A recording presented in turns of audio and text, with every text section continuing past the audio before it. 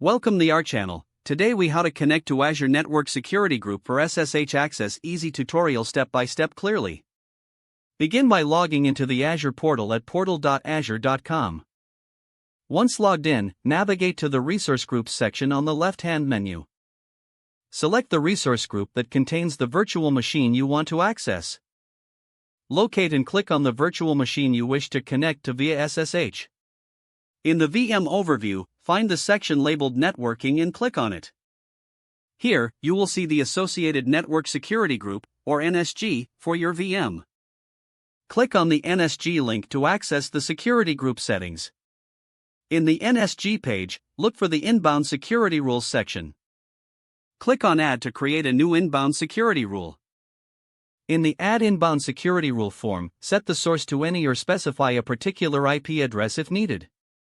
Set the source port ranges to *. Change the destination to any. Set the destination port ranges to 22. This is the default port for SSH. For protocol, select TCP. Give your rule a name, such as allow SSH. Optionally, leave the priority number as the default or set it to a unique number that fits your organizational standards. Once you're satisfied with the rule, click Add to create the inbound rule. Wait a few moments for the new rule to be applied to your NSG.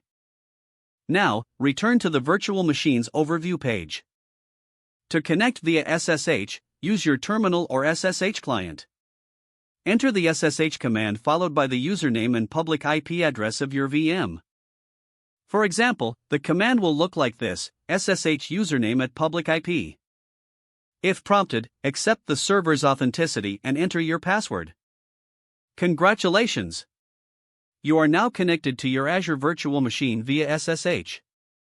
If the page does not load, refresh the browser or try again in a private or incognito window. Make sure you are using the correct email address, then retype it carefully to avoid small typos.